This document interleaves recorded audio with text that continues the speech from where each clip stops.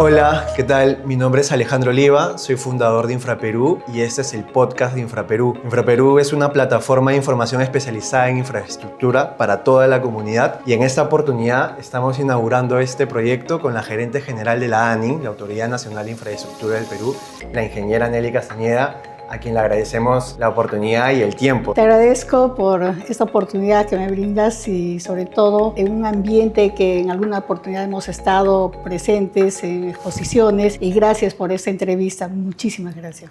Ingeniera, me gustaría empezar por usted y no tanto por el cargo. ¿Qué es lo que hace la ingeniera Nelly Castañeda cuando no está liderando grandes proyectos en la ANI, sino quizá en sus tiempos de ocio? Quiero manifestar, el cuerpo humano nunca camina por partes, ¿no? Camina la cabeza, tronco y extremidades, ¿no? Y es por ello que cuando no estoy en ANI, estoy en casa, tratando en lo posible de ser una buena esposa, madre, hija, hermana. Sin embargo, sucede que no puedo a veces dejar de pensar en ANI, de pensar en mi trabajo. Y a veces mi familia me dice, deja un ratito y piensa en nosotros que existimos. Pero a veces me gana eso, pero sin embargo agradezco a Dios de tener una familia que me entiende, que me comprende y que me apoya.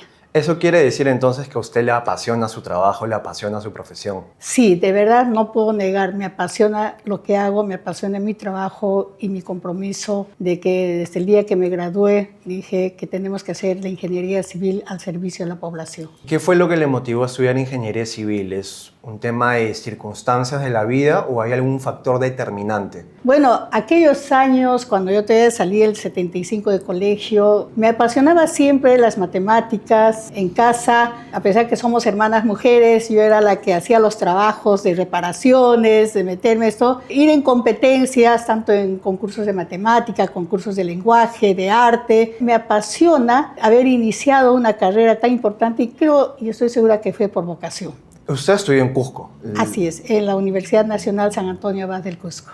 ¿Y qué tanta diferencia hay en los estudios superiores en provincia, en este caso Cusco, de lo que se puede encontrar en una casa de estudio superior en Lima? ¿Hay mucha diferencia? Yo diría que no, porque los estudios a nivel en el ámbito nacional está dada para toda especialidad, sino que en la capital hay mayores oportunidades de capacitaciones, digamos, de cursos, etc. Sin embargo, por lo menos personalmente digo, he tenido grandes maestros, grandes catedráticos en ingeniería civil que yo creo que nos han formado para también cumplir grandes retos a nivel nacional y en el extranjero también.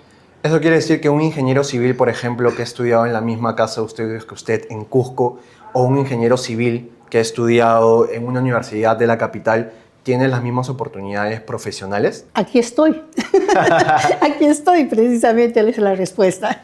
Excelente. ¿Qué cree que le falta, por ejemplo, a la educación superior de provincia que sí tiene las universidades limeñas, por ejemplo? ¿Cree que hay alguna brecha que se pueda superar entrando ya a lo que es infraestructura? A todo nivel, el tema de infraestructura, en educación, en salud, en todo, es muy importante lo que brindas, el servicio, ¿no? El servicio de infraestructura en un lugar donde tiene que ser acogedor y sobre todo con todos los servicios. Quizás no hay una política uniformizada a nivel nacional de que estos servicios en cualquier nivel, sea departamental, sea regional, sea local, tenemos que brindar con calidad. Creo que ese es el compromiso que debemos de superar, de brindar con calidad. No importa que la infraestructura sea pequeña, pero el servicio tiene que ser tan igual en cualquier nivel que estemos. Y más allá del concreto y el acero, ¿cuál cree usted que es la verdadera misión o el verdadero propósito de la infraestructura? Es el servicio que debe brindar una infraestructura que tú ejecutas y sobre todo nosotros como funcionarios, servidores públicos, tenemos que pensar y comprometernos de que toda infraestructura pública es para el servicio de la población. Más allá del concreto del acero, es el servicio que debe brindar esa infraestructura, porque al ejecutar infraestructura pública estamos orientados y comprometidos a reducir la brecha. Es por ello de que el usuario, el beneficiario, debe sentirse satisfecho de esa infraestructura, de ese servicio que el Estado le brinda a través de sus instituciones. Y la ingeniería civil tiene toda una rama de especialidades, ¿no? Como la ingeniería hidráulica. En su caso, usted ha optado por liderar proyectos de construcción. ¿Por qué decidió estudiar justo o dedicarse a esta rama que es liderar grandes proyectos de infraestructura en el sector construcción?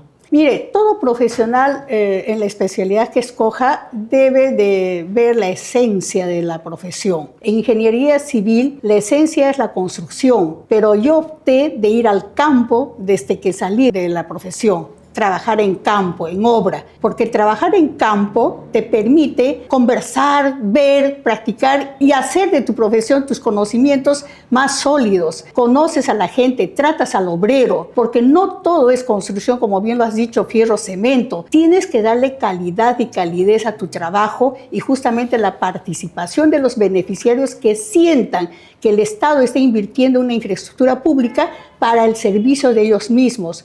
Por eso es importante el trabajo en campo y yo creo que ahí eso es lo que me ha fortalecido y ahí la oportunidad de poder trabajar en esos años, el año 86, en Provincias Altas, el Cusco, en una etapa en que el Perú estaba convulsionado por el terrorismo, pero ahí estuvimos trabajando y no es difícil, digo así, porque lo he vivido en carne propia, de que cuando uno va y hace un trabajo en conjunto, en equipo, hace partícipe de tus actos que estás desarrollando con la población, ellos valoran y te apoyan, porque al final ellos gozan. Qué bonito es ver cuando los niños van al colegio, a una institución educativa, con la alegría y le das las oportunidades de que ellos puedan realizar sus estudios con calidad. Qué bonito es ver a las enfermeras, a los médicos, que tengan un lugar donde puedan brindar mejor su servicio a los usuarios. En fin, toda infraestructura pública es desarrollo. Toda infraestructura pública tiene que tener corazón, humanidad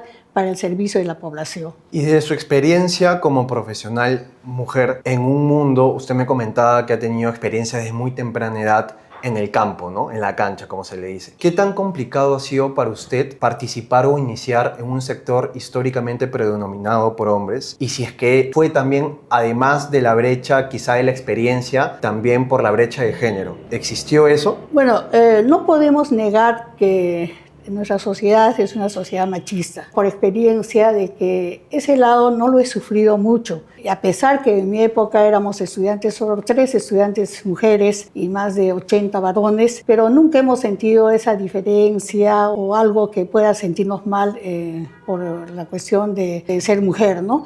Al contrario, siempre ha habido esa oportunidad de trabajo. ¿Por qué? Pero eso depende de cada uno.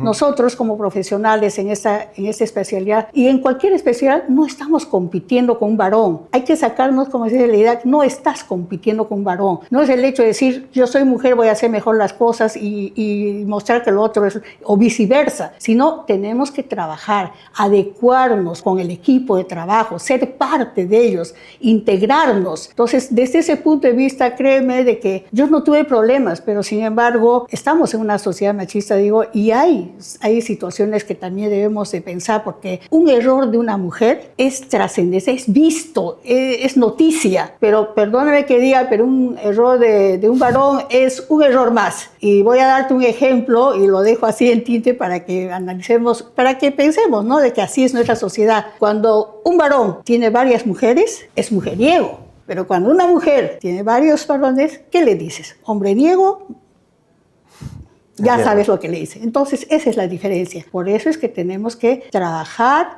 nosotros mostrando lo que somos con sencillez, integrarnos sin nuestra profesión, con profesionalismo, ser parte del equipo. ¿Y qué le recomendarías a una joven estudiante o a una joven ingeniera, arquitecta o abogada especializada en proyectos que recién inicia su camino en este sector para poder liderar proyectos, instituciones públicas o privadas como usted? Yo recomiendo a las jóvenes que cuando tienen la oportunidad de ejercer ya su profesión, incluso desde prácticas, vayan a campo. Qué importante es desarrollarse, sobre todo en nuestra especialidad, primero en el campo. Hoy en día las universidades sacan muchos profesionales de gabinete, expertos en programas, expertos en todo, en la tecnología avanzada, que está bien, pero eso se puliría, se habría más sostenibilidad cuando ese profesional, hasta diría, como un servicio militar que se hace, que hagan ese servicio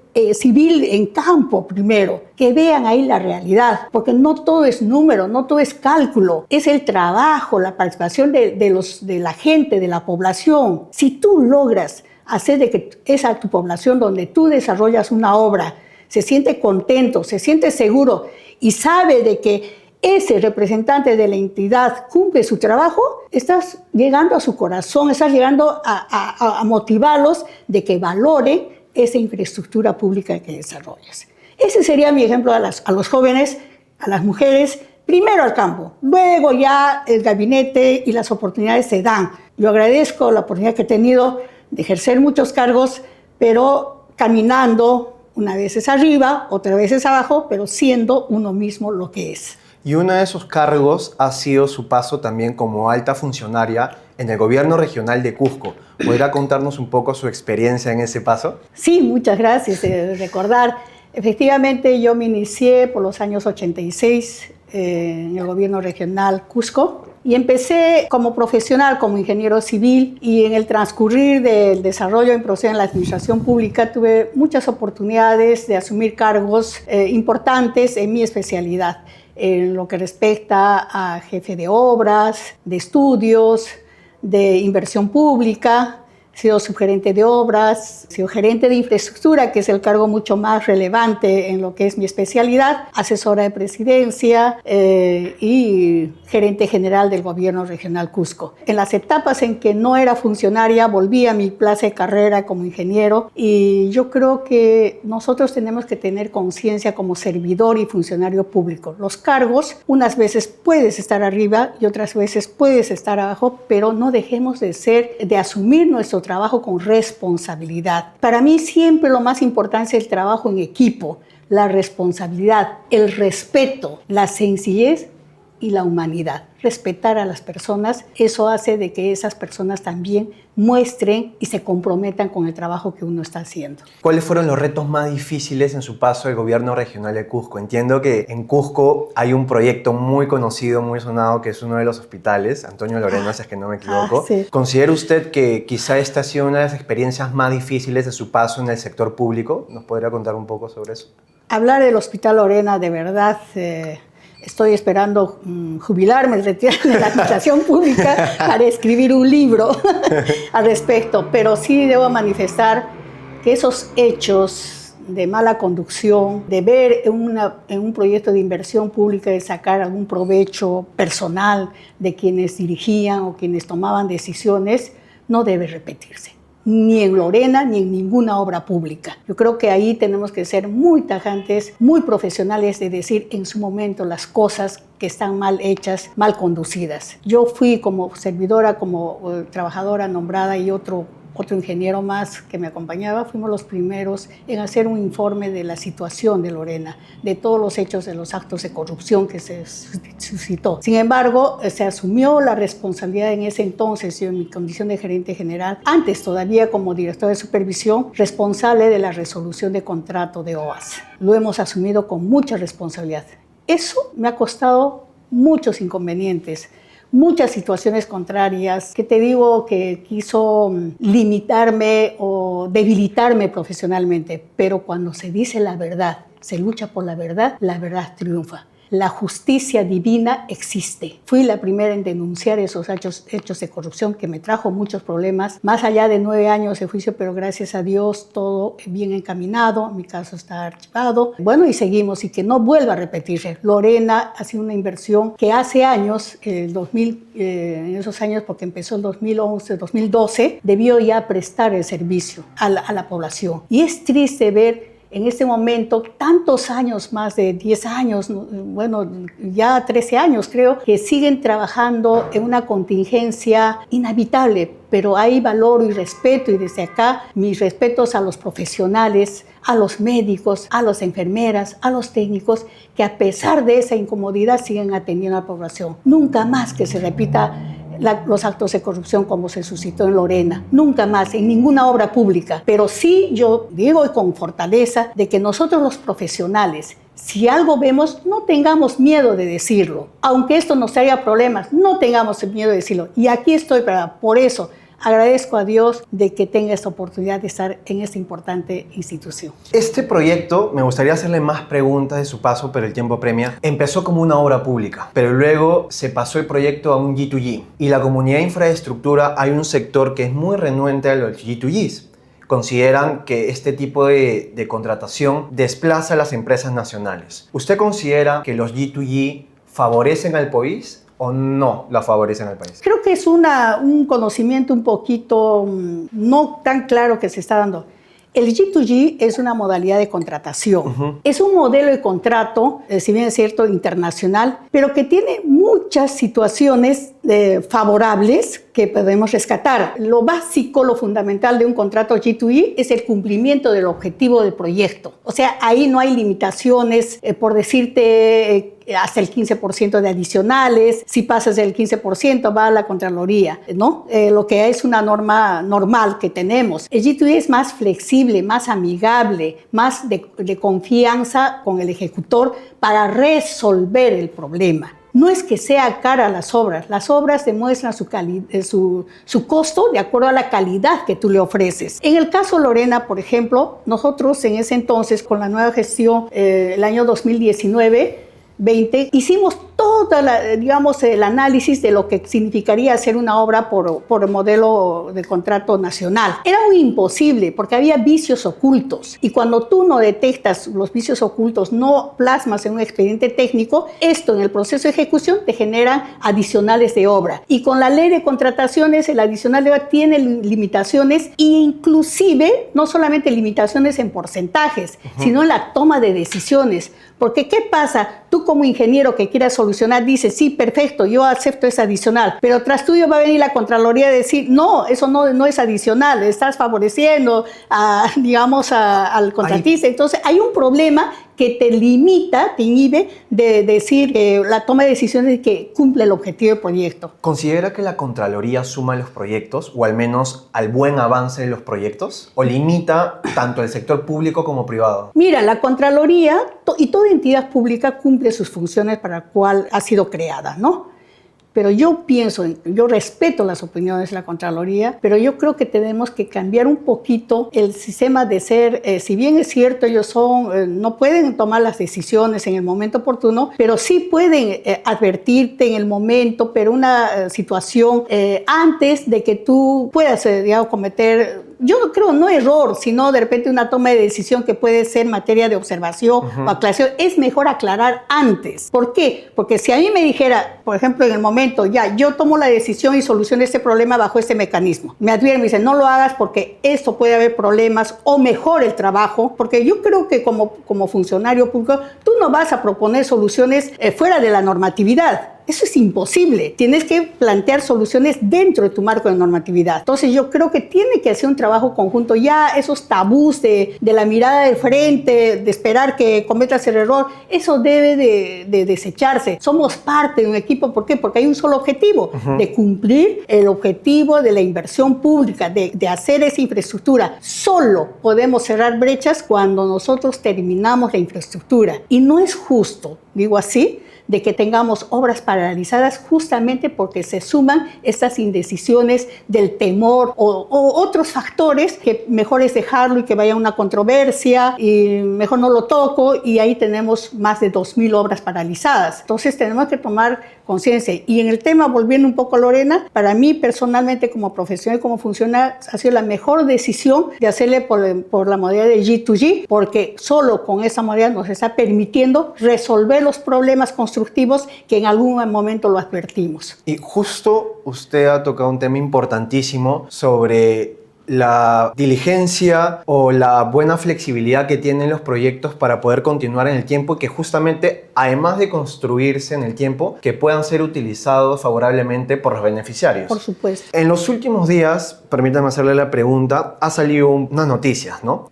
Por parte de algunos gremios. Se señaló la ANIN se queda sin presupuesto para el último semestre del 2025 y quedan paralizadas obras. Pero no hemos tenido un pronunciamiento del MEF, por ejemplo, sí de la ANIN con un comunicado en el que se indicó que eran situaciones adversas pero momentáneas. Y días después hubo otro comunicado también en el que se anunciaba la reanudación de las obras en 5 hospitales en Ancash, pero con un financiamiento temporal por el gobierno regional de Ancash. Inclusive ustedes incidieron en que ya se estaba requiriendo públicamente un presupuesto adicional por parte del MEF. Pero el MEF no ha dado respuesta. Ustedes se han tenido cierto acercamiento con la comunidad, lo cual saludo. Pero nos podría comentar en principio qué tan cierto esto es que la ANIN se ha quedado sin presupuesto, o si las obras, las paralizaciones se deben a otro motivo, y cuál es el plan de acción, porque aquí, más que buscar culpables, queremos saber cómo se va a actuar para que los puestos de trabajo no se vean perjudicados, ¿no? Muchas gracias por la pregunta y la oportunidad que tengo para poder un poco resumir todo el accionar que estamos atravesando en este momento la entidad, ¿no? En la ejecución de la continuidad de las obras que tenemos a cargo. Solamente recordar que la cartera de inversiones que maneja ANIN, la más principal, la más fuerte, si se quiere decir, la robusta, es la cartera de inversión que hemos heredado del Exarg.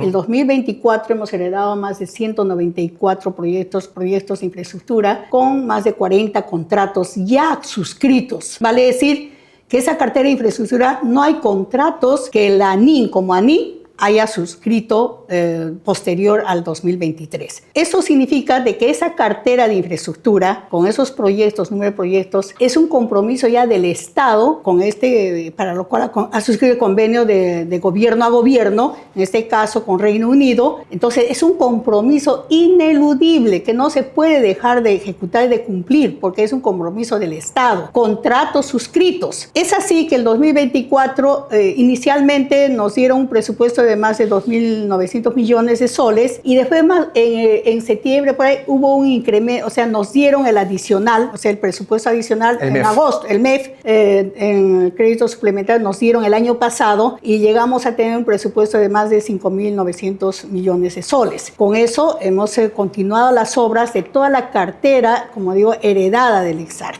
Para el presente año se inicia con un PIA. Todos sabemos que toda institución pública inicia con el PIA. Sin embargo, nuestra demanda de requerimiento para continuar de manera normal con los proyectos de esta cartera se requería más de 6.000 millones de soles. Entonces nos dan un PIA de 2.900 millones. En el entendido que históricamente con estos presupuestos siempre se inyectan las demandas adicionales, nosotros continuamos con la ejecución, porque no es porque queramos, porque así está programado. El expediente técnico se programa para un plazo de ejecución con costo y plazo. Entonces esto se cumple, se pagan las valorizaciones. Sin embargo, al mes de julio nosotros ya hemos ejecutado más del 90% de nuestro PIA. Significa de que nosotros necesitamos que se inyecte la demanda adicional para llegar mínimamente a los 5.900 o a los 6.000 millones de soles que necesitamos. Situaciones que, bueno, ustedes saben que a veces la caja fiscal tiene todo un análisis. En la aprobación del crédito suplementario no hemos sido considerados para una inyección de la demanda adicional. No nos han aprobado la demanda adicional. Entonces esto pues nos motiva a tener que hacer una evaluación. ¿Por qué razón? Porque nosotros no podemos seguir manteniendo contratos en el cual crezca una deuda o simplemente no cumplir con los pagos con los contratistas. Eso sería irresponsabilidad nuestra. Entonces lo que hemos hecho es hacer un análisis así fehacientemente, qué cosa podríamos hacer con ese pequeño saldo o con algo que priorizar, o buscar estrategias con los propios contratistas, porque felizmente el modelo del contrato G2G te lo permite, porque es colaborativo, de decir, a ver, tienes cartas de algún adelanto o puedes hacer factory. Sin embargo, esta situación, si bien es cierto con los contratistas se ha llegado a analizar uno por uno, y ellos manifestaron, algunos dijeron que pueden ir por un factory, otros que su carta de retenciones se les pueda habilitar, suscribiendo adendas, etc. Pero sin embargo, el problema fundamental que se atraviesa es que la población te exige que las obras no se paren. Todos, también nosotros así, no queremos que se paralice. Entonces, ingeniera, no se trata, y esa pregunta se la hago de buena fe porque es lo que se está hablando y yo prefiero ir a la fuente directa antes que hacer conjeturas o suposiciones. No se trata quizá de un mal manejo del presupuesto inicialmente dado, sino que esto es por heredar proyectos de la antigua RSC y luego ahora con los proyectos iniciales del 2025. Quizá el MEF no dio el presupuesto necesario para poder enfrentar con anticipación todos los proyectos que teníamos este 2025? Sí, yo debo manifestar claramente de que nosotros como institución hemos programado nuestro requerimiento presupuestal para este año. Vuelvo a repetir, no son contratos nuevos, son contratos de continuidad que nosotros como Estado tenemos que comprometernos con cumplir los términos contractuales, y eso es ejecución de obra y pago de valorizaciones. Pensando de que nos debe llegar la segunda demanda adicional, o sea, las demandas adicionales que hemos pedido, las obras a continuidad. Cuando no se nos autoriza o no se considera en el crédito suplementario, ahí es donde nosotros como entidad responsablemente hacemos una evaluación del estado situacional y qué medidas debemos de tomar. La medida, contrato G2G, que es colaborativo, nos permite hacer una suspensión hasta 90 días, hasta 12 semanas, pero previo a ello las obras se han priorizado algunas para poder continuar en una situación mínima, para no generarnos pues que la bola nos siga creciendo de deudas, porque eso sí sería irresponsabilidad nuestra. Y ante esta contingencia, porque entiendo que esto ya lo tenían previsto de acuerdo al análisis que usted me comenta y ya se venía solicitando el presupuesto adicional, pero ante la inacción del MEF ha desembocado en estas paralizaciones. ¿Ya hay una mesa de trabajo, ya hay coordinaciones o cuál es el plan de acción que se va a tener para poder enfrentar esta problemática que está perjudicando puestos de trabajo? Así es, nosotros continuamos haciendo el requerimiento, el pedido, hemos hecho el informe correspondiente en este caso a la PCM y esperemos que en el transcurrir de los días pueda haber alguna solución, pero vuelvo a repetir, mientras no se dé esa disponibilidad presupuestal, nosotros no podemos seguir manteniendo un contrato, los contratos en el nivel que se estaba especificando, porque esto generaría costos que no podríamos pagar, es decir, generarían deudas. Sí sabemos, estamos conscientes del impacto que esto deviene, porque es toda una cadena, son cadenas de pagos, responsabilidades y sobre todo el factor humano con el personal que trabajaba, profesionales que tú no puedes decir de la noche a la mañana. Sí, es bastante fuerte el impacto, por eso es que a través de nuestro jefe, el economista Hernán Yaipe, se está buscando todos estos mecanismos de solución para que de alguna manera se tenga esa disponibilidad. Yo creo que confío de que vamos a tener algún desembolso y esto pues va a tener que solucionarse de alguna manera, estos problemas. Sin embargo, también con responsabilidad venimos trabajando, comunicando a los gobernadores regionales. Hay buena predisposición, ellos incluso mediáticamente alcanzan algunas alternativas para poder solucionar y que esto no pare, pero sin embargo todo esto suma para que de alguna manera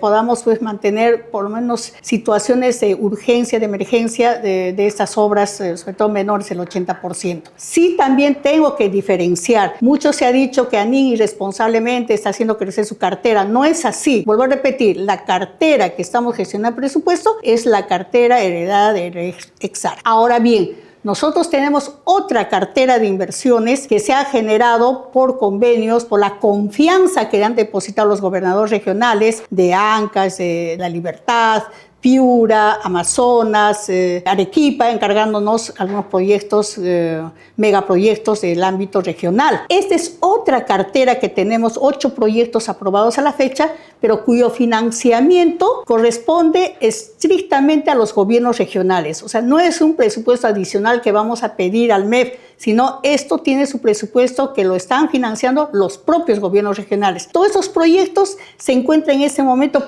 en procura. Por ejemplo, hace poco ustedes han estado en Ross Shows, por ejemplo, tenemos del Hospital La Caleta, del Irén Sur, de la carretera Yungay. Todo ello ya está en procura para poder llevar a cabo el procedimiento de selección y tener pues la empresa que puede ejecutar esos proyectos. Y los demás estamos en los actos preparatorios y algunos que también hace poco se lanzó, el caso de proyectos de Piura, Canal de Checa, una carretera. Entonces, esta es otra cartera. Entonces, yo pienso, estamos conscientes de esos problemas, vamos a seguir de manera respetuosa y de manera también técnica, seguir sustentando la necesidad de esa inyección de la demanda adicional que requerimos para retomar estos proyectos que en este momento se vienen suspendiendo en algunos casos o ralentizando su ejecución física. Eso quiere decir, solo para concretarlo, que estos nuevos proyectos que se han anunciado hace poco en un roadshow tienen un financiamiento por parte de los gobiernos regionales. Así es. Esto no genera ningún recurso adicional a Tesoro Público. Para ir finalizando, ingeniera,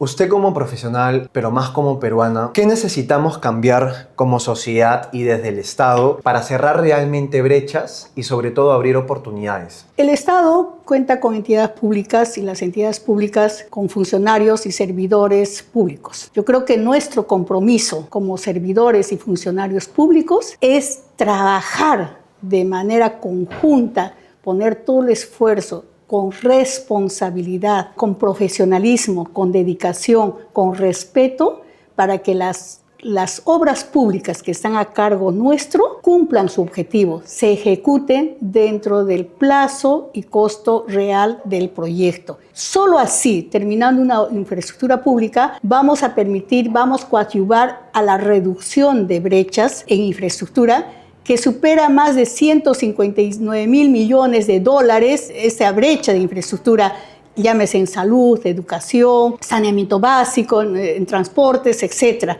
a nivel nacional. Y además, yo pienso que nuestra patria, el Perú que queremos, no solamente al año 2030, sino aquí cada vez más, nosotros tenemos que contribuir en ese trabajo. Los esfuerzos que se hagan tenemos en conjunto y en ese momento sabemos bien que todo esto también es los gobernantes en nuestro país. Ahora más que nunca nosotros tenemos que tomar conciencia de tener que analizar y evaluar que nuestros gobernantes sean pues personas idóneas, que conozcan gestión pública, que tengan un entorno de funcionarios que no estén inmersos en actos de corrupción y que se comprometan a aquello que ha ofrecido. Solo así vamos a lograr hacer un trabajo conjunto, un trabajo fuerte, porque la población nos necesita, la población nos espera, y que quien entre respete lo que se ha hecho, respete aquello planificado y aquello en ejecución. No es que se generen nuevas cosas, nuevas ideas, dejando de lado todo aquello invertido, porque eso sí se hace daño al país y ese es un retroceso. Unámonos con fuerza, tengamos el ánimo y coadyuvemos en que sea un país unido con fuerza, varones y mujeres, pero sacar adelante nuestro Perú. Muchas gracias, ingeniera Nelly. Muchas gracias y muchas gracias.